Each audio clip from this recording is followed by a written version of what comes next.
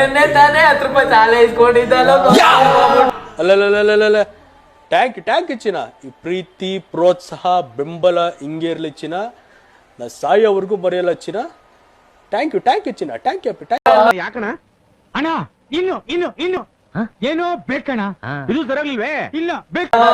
Phone ಬರ್ತಾ ಇದ್ರು ಅಣ್ಣ. ಯಾರದು ಚಿನ್ನಿ? ಯಾರದು?